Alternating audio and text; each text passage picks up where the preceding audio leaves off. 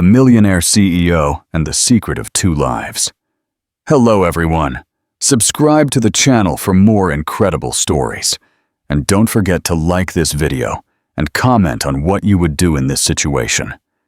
Get ready for a story that will captivate you from the very first second.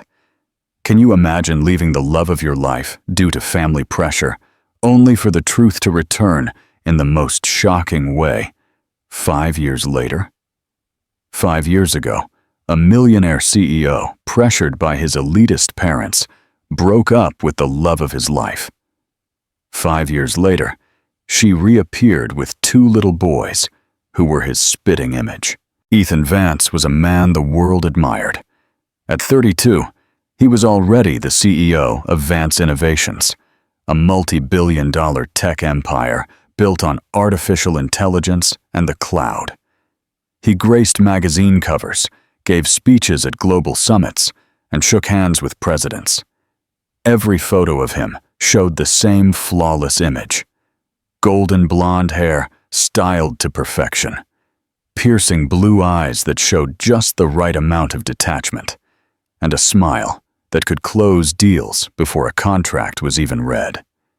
He lived in a penthouse above the city's Grand Park, drove a custom electric sports car, and wore tailored suits worth more than most people's rent.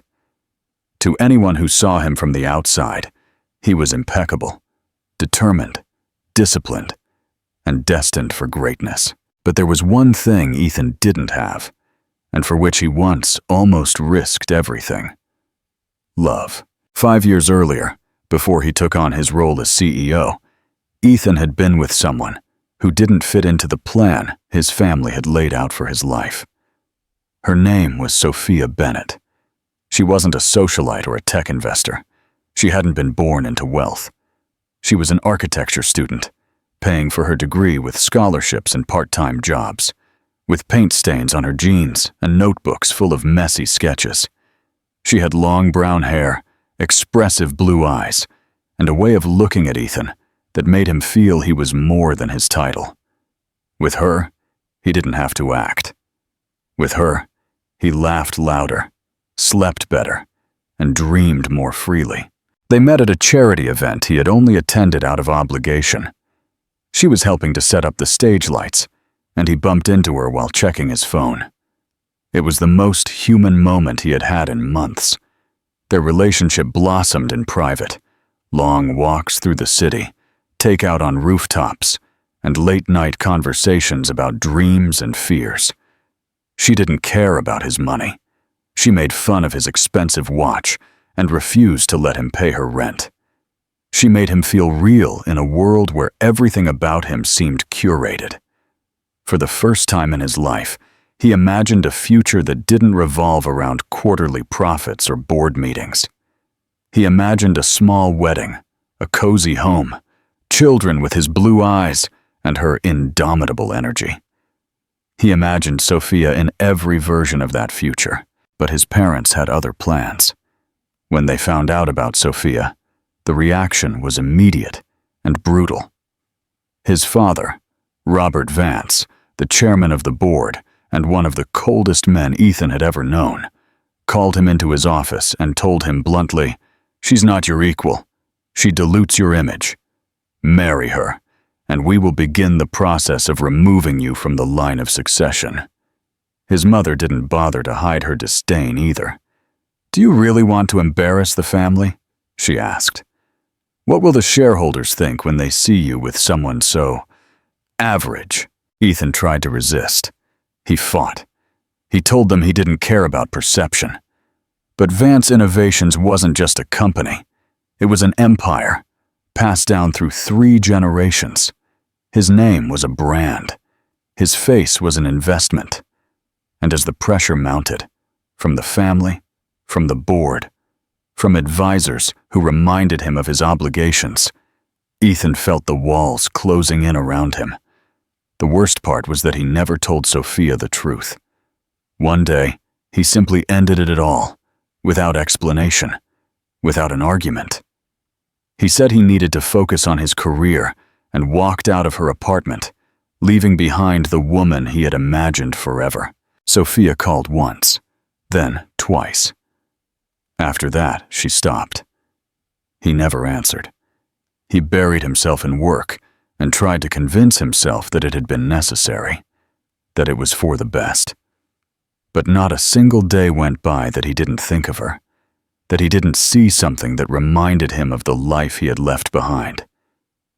He missed her laugh, the way she said his name when she was angry, the way she made him feel like a man, not a product.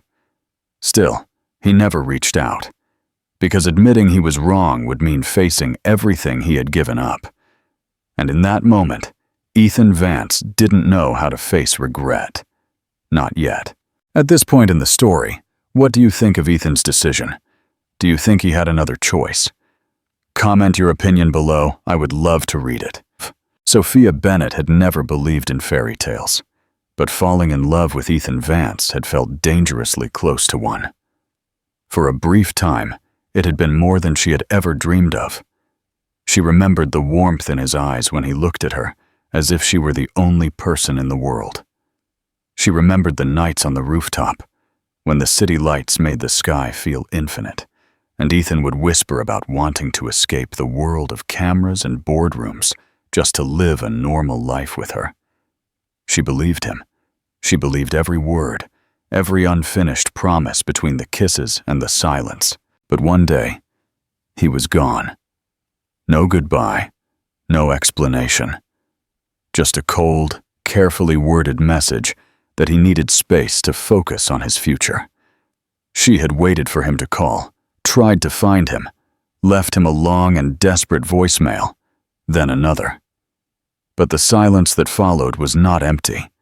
It was deliberate. It was final. And so, she stopped waiting. Sophia immersed herself in her work, pouring her broken heart into blueprints and deadlines, trying to lose herself in her studies. But only a few weeks later, she began to feel the changes in her body, the fatigue, the nausea, the missed period. She told herself it was stress, but when she took a pregnancy test and saw the result, her breath caught. She didn't cry. She simply stood in the bathroom, staring at the word positive, as if it were written in a foreign language. Then she sat on the edge of her bed and said nothing for a very long time. The doctor confirmed her pregnancy, but the ultrasound revealed something she hadn't expected. 2 heartbeats. Twins. 2 lives growing inside her. 2 reminders of a man who had walked away without looking back. She considered calling him again. She imagined what she would say, but then she remembered the voicemail, the cold response from his assistant, the way he had vanished as if she meant nothing, and she realized she couldn't go through that again.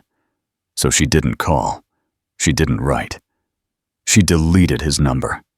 She accepted, in the deepest part of her soul, that he was not coming back. Sophia decided to leave the city. There was no longer a place for her there. She accepted a job in a smaller town, at an architecture firm, where no one asked questions about her past. She rented a modest apartment and lived carefully, saving every cent. The twin pregnancy was difficult, but she was tougher.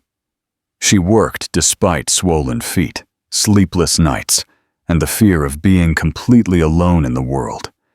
She took prenatal vitamins with food stamps. She skipped meals to pay for baby clothes. And when the time came, she gave birth to 2 healthy and beautiful boys, Leo and Sam. They had blonde hair from the start, and the bluest eyes she had ever seen. It was like looking at 2 small versions of the man she had once loved. At first, it broke her heart to see Ethan in their faces, but with time, that feeling softened into something else, something fiercer. Love. Not for what could have been, but for what was. Her sons were everything. They were wild, loud, messy, and perfect. They were the reason she got out of bed when her body ached and her bank account was empty. She worked late, took on freelance jobs, and made plans for stores, cafes, and even barns, anything to keep the lights on.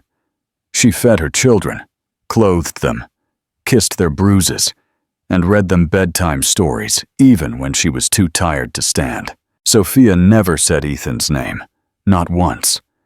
When the boys asked why they didn't have a daddy, she told them the truth, gently, that sometimes people leave because they are afraid of love, and that it's not their fault, or ours. She didn't talk about revenge. She didn't dwell on the past. She poured all her energy into raising two kind, curious, and brave boys who had no idea they carried a last name that once ruled a city. Do you think Sophia did the right thing by not telling Ethan about the twins? Would you have done the same, or would you have tried to contact him again? Tell me your opinion. And yet, late at night when they were sleeping, she sometimes found herself imagining what Ethan would say if he saw them. Would he recognize them as his own? Would he feel anything at all? Or would he do what he did best, turn around and pretend none of it mattered? She told herself it didn't matter, that she didn't care, that she had built a life without him. And it was true. But fate, as always, had other plans. The invitation arrived unexpectedly, tucked away in Sophia's modest email inbox, with a generic subject line. Architectural Futures Forum. Speaker selection. At first, she assumed it was a mistake. She had never presented at a major event, much less in a big city. But the message was real. They had reviewed her design proposal for a low-cost, sustainable, community-focused women's shelter, and they wanted her to speak on the panel. It wasn't a paid gig, but it covered travel and accommodation. It was the opportunity she had dreamed of for years, and the kind of recognition she never thought she'd get as a single mother of two, fighting in the background of the architectural world. She hesitated for only a moment. Then she said yes. Returning to the city after 5 years felt surreal. Everything looked the same, but nothing felt familiar. She arrived with Leo and Sam, two energetic 5-year-olds, who asked non-stop questions on the flight, gasped at the skyline, and said the buildings looked like Lego towers. She dressed them carefully for the forum, in little collared shirts and clean sneakers, and packed a bag full of coloring books and snacks to keep them occupied while she presented. She had no one to watch them, and she wasn't going to let that stop her.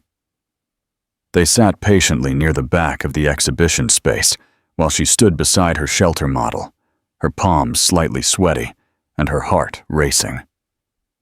The event was held in a downtown skyscraper with glass walls surrounding the space and sunlight pouring in. She tried not to think about the possibility of running into anyone she knew.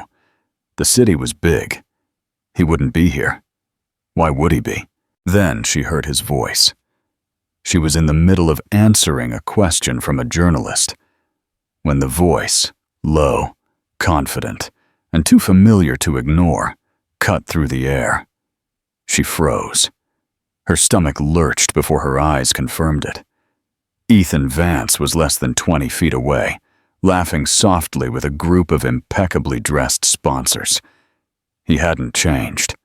The blonde hair was still immaculate, the posture as effortless as ever. But he looked older, harder at the edges. His expression was calm, until it landed on her.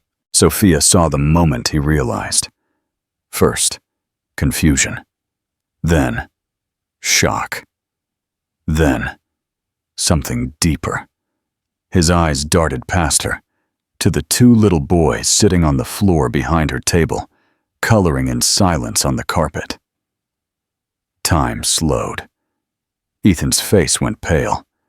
His gaze fixed on the twins, and Sophia could see the gears turning, fast and desperate. She didn't move. She didn't smile. She didn't look away. He walked toward her. She stiffened, gripping the edge of the exhibition table as if it could anchor her to the floor. The people around them seemed to fade into background noise. The city, the forum, the years.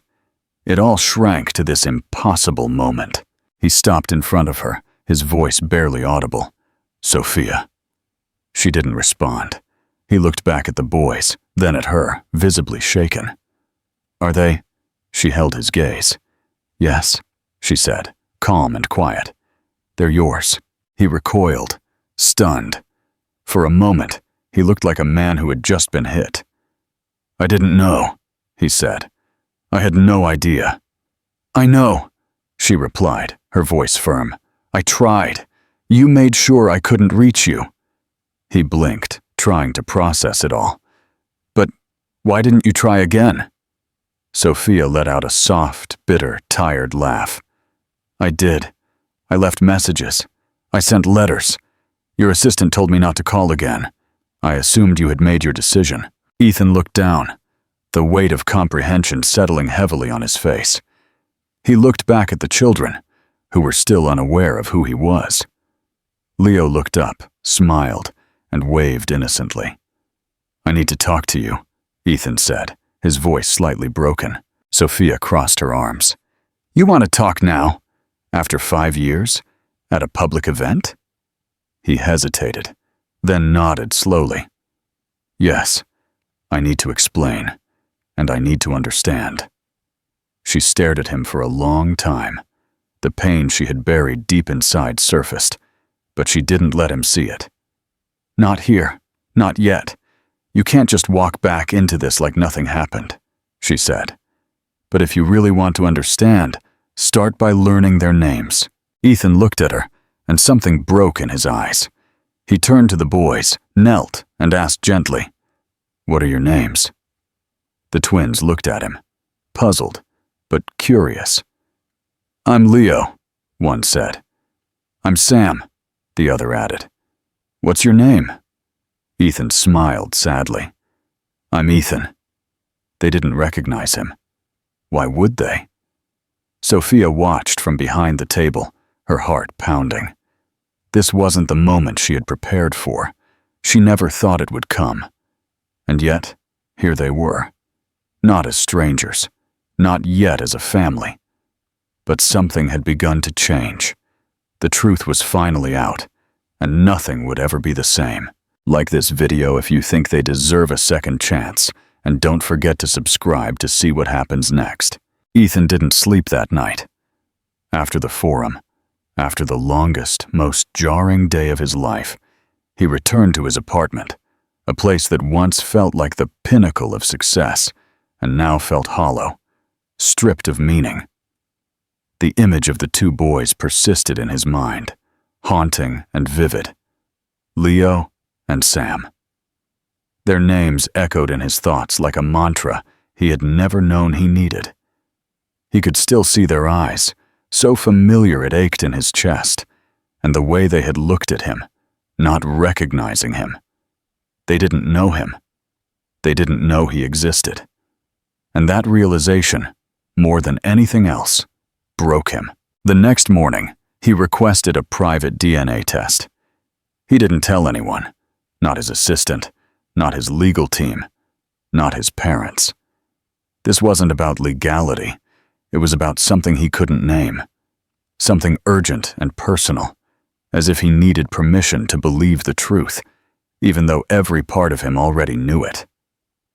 The results came back 3 days later, a knifed match. There was no denying it.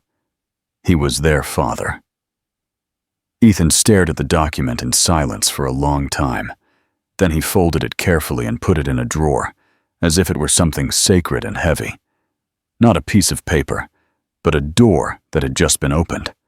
A door he had unknowingly locked from the outside 5 years ago. He contacted Sophia through the event coordinator, not wanting to overstep. She agreed to meet him once, at a small cafe in a quiet neighborhood. No lawyers, no assistants, just them. She arrived with her usual quiet strength, dressed simply, her hair pulled back. She looked tired, but serene, and more beautiful than he remembered. Life had molded her in new ways, adding a gravity to her gaze that hadn't been there before. He stood up when she entered. She didn't smile. They sat across from each other. Two people with years of pain between them, and two children who connected them forever without knowing it. For a long moment, they said nothing. The noise of the cafe buzzed around them, clinking cups, steaming milk, quiet conversations. "I have the results," Ethan said finally. "They're mine." Sophia nodded. "I know." He ran a hand through his hair, struggling to find words that meant enough. "I don't know what to say." She looked at him, her eyes clear. "Then don't say anything you don't mean." "I mean everything now," he said. Sophia, I didn't know. I swear I didn't know." "I believe you," she said. "But that doesn't erase what happened." He looked down, shame flooding him. "I wanted to fight for you. I was going to. But my parents, the board, it all came crashing down. I didn't know how to be the man they expected, and the man you needed." "You chose them," she said, without malice. "You walked away." He nodded slowly. "I did, and I had to raise them without you," she continued. "While you were building empires, I was building cribs. While you were giving speeches, I was trying to make enough for dinner." Ethan winced. Her words weren't cruel. They were just true, and they hit harder than he could have anticipated. "I'm not asking for forgiveness," he said. "Not yet. I just want a chance. To know them. To be a part of their lives. Even if it's just in a small way. Even if it's just—" He paused, his voice cracking. "I can't go back, Sophia. But I can show up now. I can try." She studied him closely. "They're 5 years old. They don't understand betrayal or loyalty. But they do understand presence. You can't just walk in and out. You can't start and stop. If you want to be in their lives, it has to be for good." "I'm in," he said, without hesitation. "Whatever it takes." She nodded, still cautious, but something in her posture softened. "Then you'll start small. Pick them up from school one day. Come to the park. Sit with them. Let them come to you. If they ask questions, answer them honestly. If they run from you, don't chase. Just be there." Ethan nodded humbly. "Okay, I can do that." As they left the cafe, they didn't part with hugs or promises, just with an understanding. A fragile agreement between two people who were no longer in love, but were connected forever. Sophia walked ahead, and Ethan followed at a respectful distance. Not as a couple, not yet as a father, but as a man finally trying to fix what once went so terribly wrong. How difficult do you think it was for Sophia to accept this proposal from Ethan? And what do you think Ethan will do now? Comment below. Ethan's first visit to the boys' school was nothing like the corporate events he was used to. There were no sharp suits, no rehearsed speeches, no executives to impress. Instead, there were sticky handprints on the classroom walls, paper airplanes flying down the hall, and the unmistakable chaos of 20 children navigating their small universes. Ethan stood near the school door in a casual sweater and jeans, feeling awkward and unsure of what to do with his hands. He had overseen multi-billion-dollar acquisitions without breaking a sweat, but waiting to pick up his sons who didn't even know they were his, made him feel like a nervous teenager. Sophia had set it up carefully. She told the boys a friend would pick them up and take them to the park. No labels, no explanations, just a chance for them to meet him on neutral ground. When Leo and Sam came running out of the school doors, Ethan recognized them instantly. Their blonde hair gleamed in the sunlight, and their identical blue eyes lit up when they saw him, though they didn't fully understand who he was. He knelt, unsure of the script. "Hi, I'm Ethan. Your mom asked me to take you to the park today. Is that okay?" The boys looked at each other, then at him. "Are you the man from the building with all the people in suits?" Leo asked. Ethan smiled. "Yes, that was me." Sam squinted. Do you have snacks? Ethan laughed. Yes, lots. That was enough. They took his hands without hesitation and led him away, chattering about dinosaurs and spaceships and how Leo's teacher said Pluto wasn't a planet anymore, which he thought was totally unfair. Ethan listened to everything, responding when he could, but mostly just soaking them in. Their voices, their expressions, their unfiltered joy. It was overwhelming in the best way possible. At the park, they ran to the swings, and Ethan sat on a nearby bench, watching them. For a few minutes, he allowed himself to pretend that this had always been his life, that he had always been there for them, on days like this, in moments like these. But that illusion was shattered when Sam fell off the slide and scraped his elbow. He didn't cry immediately. He just stood still, his eyes wide and shiny, trying to decide if the pain was worth it. Ethan rushed over without thinking, knelt, and gently checked his arm. "Are you okay?" he said softly. "It's not bleeding, just a little bump." Sam blinked. "You look like Mommy," he said. Ethan paused, then said in a low voice, "I'm trying to be good at this." Sam leaned into him for just a second, and that small gesture almost broke Ethan in two. He looked up and saw Leo standing nearby, watching him intently. There was something calculating in his gaze. Not suspicious, exactly, but a quiet evaluation. Ethan knew that look. He had used it himself a long time ago, when he was trying to decide if someone was safe. Leo finally walked closer. "Are you going to come back?" Ethan looked him in the eye, his voice steady. "Yes, I'll be back." Leo nodded once, as if satisfied. Then he ran off again, calling for Sam to chase him. Ethan stayed there for another moment, trying to catch his breath. That single question, "Are you going to come back?" had felt heavier than any contract he had ever signed. But his answer had come from an honest place. He would be back, again and again. The visits continued, silently and steadily.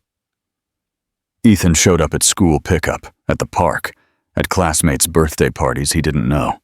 He learned which juices they hated, which superhero was currently in vogue, and how to separate them when they fought over the same Lego piece.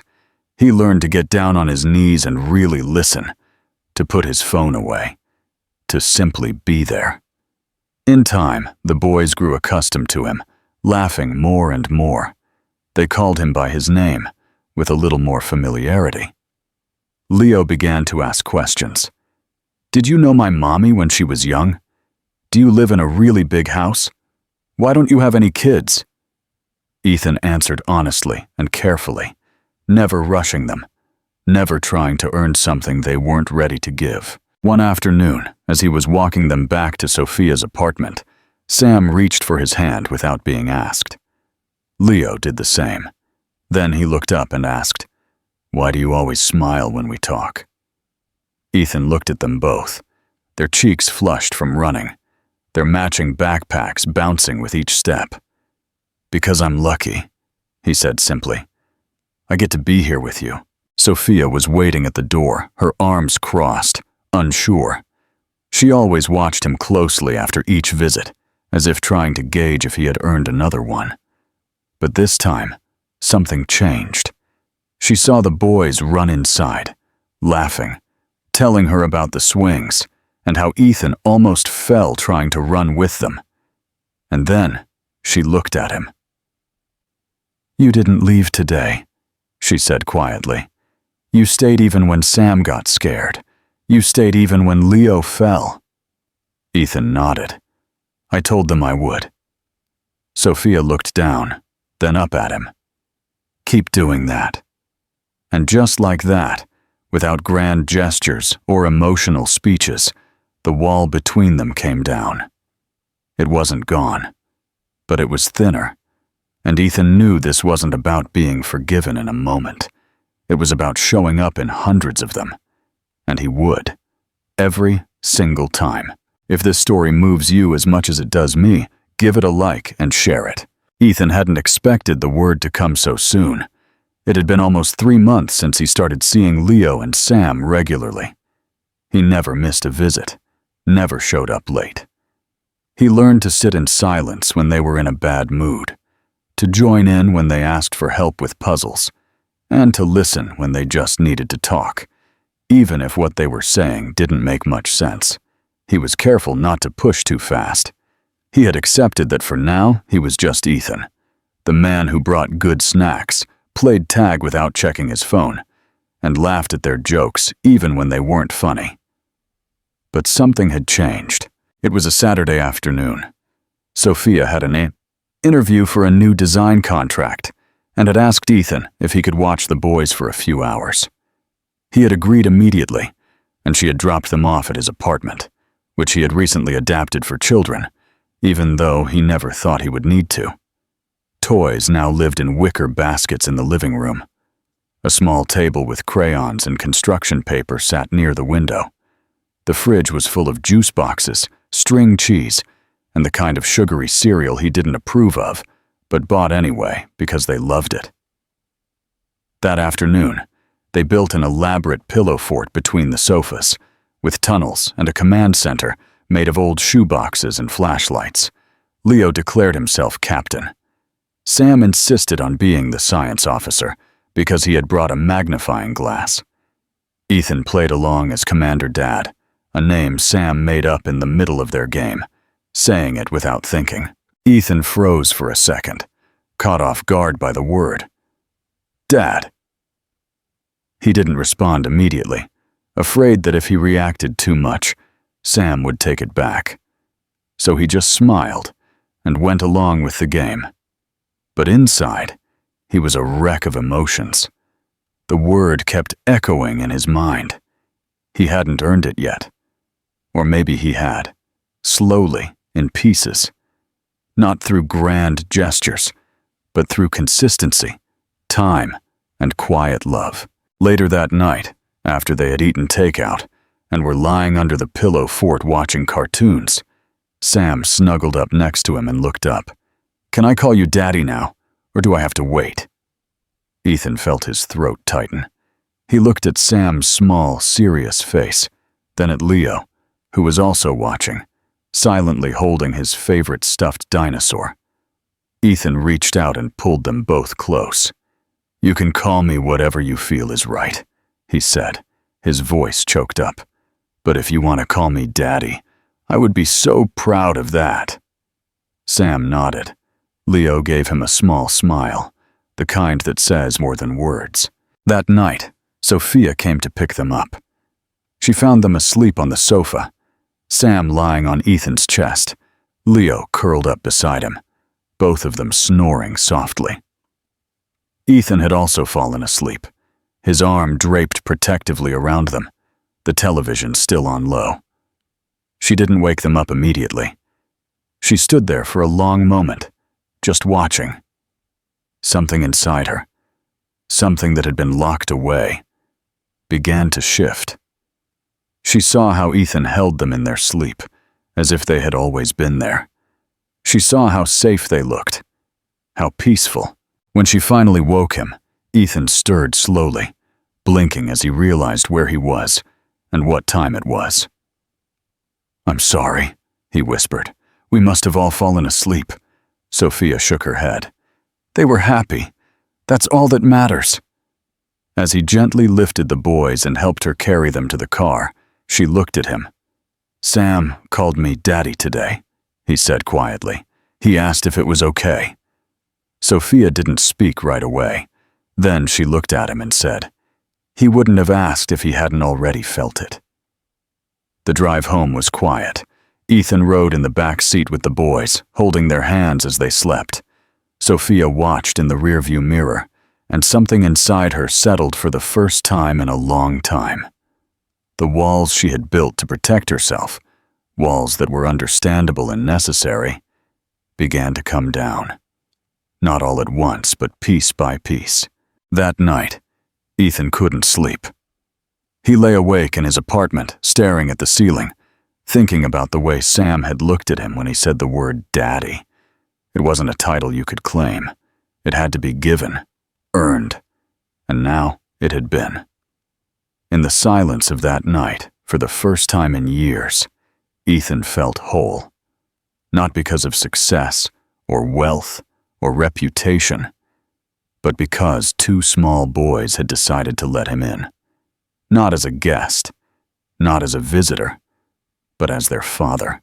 Comment below if you think the story will have a happy ending. And don't forget to subscribe if you haven't already. Ethan hadn't planned on confronting his parents. He had avoided it for months, suppressing the impulse every time it came up, focusing instead on showing up for Leo and Sam, and earning Sophia's cautious trust. But he reached a point where silence no longer felt like strength. It felt like surrender. The deeper he got into fatherhood, the more he saw what he had almost lost forever, and the more unbearable it became to know that his parents had stolen it from him with a smile and a firm handshake. He had to face them, not for closure, but for clarity. He needed them to see what they had done, and more importantly, what he would never allow them to do again. He arrived at the Vance family estate on a Sunday morning. It was exactly as he remembered. Impeccably landscaped, cold and quiet. A place designed for appearances, not for comfort. His father greeted him in the library, sitting in the same leather chair where so many past conversations had been framed as lectures. His mother appeared moments later, as immaculate as ever, with an unreadable expression. "I'm surprised you came," his father said, clasping his hands. "We didn't think we'd hear from you again." Ethan didn't sit. He stood near the fireplace, his posture calm but unyielding. "We need to talk about Sophia, about the boys." His mother stiffened at the mention of her. "We warned you about her years ago." Ethan turned to her, his voice sharp but controlled. "You didn't warn me. You lied to me. You blocked letters. You ignored calls. You told people to keep her away from me." His father's eyes narrowed. "We did what was necessary to protect your future. You were emotional, unfocused. You would have thrown away your entire legacy for a girl who had nothing." Ethan took a deep breath, fury rising in his chest. "That girl is the mother of my sons. The boys you never cared to know existed. She raised them alone, with nothing, and they turned out better than anything this family has ever produced." His mother stood, her voice brittle. "Don't be so dramatic. Do you think we haven't sacrificed for you? For this name? Your success?" "My success," Ethan interrupted, "no longer has anything to do with this name. The company, the image, the money, none of it matters if it costs me my humanity. You tried to make me choose between love and legacy, and I listened to you. I walked away from the only real thing I had. But I will not make that mistake again." There was a heavy silence. His father leaned back, his tone suddenly colder, more strategic. "So now what? You're going to play house with a woman and pretend to be a family man? You think the world will buy that?" Ethan looked at him, disgusted. "I don't care what the world buys. I care about what Leo and Sam see when they look at me. I care about what kind of man I am when I tuck them in at night. And I care about the woman who carried that weight when I left." His mother opened her mouth, but he didn't let her speak. "I'm not here to ask for your blessing. I'm here to tell you that your control ends here. If you can't accept my family, you will not be a part of our lives. That is your choice. But I am done living under your version of success." They didn't respond immediately. There was a crack in the room, a visible fracture in the illusion of power they had always held over him. For the first time, Ethan wasn't the boy seeking approval. He was the man drawing the line. "I pity you," he added in a low voice. "You'll never know them. You'll never get to hear Leo explain how he thinks the moon controls feelings, or see the way Sam draws his dreams. You'll miss it all, and one day you'll realize you traded your grandchildren for control. He turned and walked out, leaving them in their perfect, empty home. When he returned to his apartment, Sophia and the boys were waiting. She looked up as he entered, reading his face in an instant. "Did you tell them?" she said. He nodded. "Everything." "And?" "They didn't take it well." Sophia walked closer. "Do you regret it?" Ethan looked at the boys, who were building block towers on the floor, their laughter echoing through the room. "Not for a second," he said. That night, after the boys were in bed, Sophia handed him a small box. Inside was a photograph, one she had taken weeks ago when he wasn't looking. He was sitting on the grass at the park, with Sam on his lap, Leo leaning beside him, all three of them laughing. She had printed it. She had framed it. A silent gesture. A thank you. A beginning. Ethan held the photo for a long time before placing it on the bookshelf next to the boys' art projects. He no longer needed anyone else's validation. His family. His future. The life he chose. Finally. On his own terms. What do you think of Ethan's decision to confront his parents? And what do you think this small gesture from Sophia means? Comment below. Autumn in the city had a way of softening everything. The sharp angles of the buildings blurred under a golden light. The noise of the traffic seemed quieter, and even the wind had a kind of tranquility.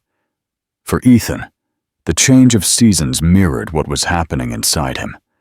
Something that had been cold for a long time had begun to thaw, and in its place was a warmth he had once been afraid he didn't deserve. It had been almost a year since he found out about Leo and Sam, and every day since then had been a choice. He had chosen them. He had chosen Sophia. He had chosen to show up again and again, not as the perfect man, but as a present one. Life wasn't flawless, but it was full.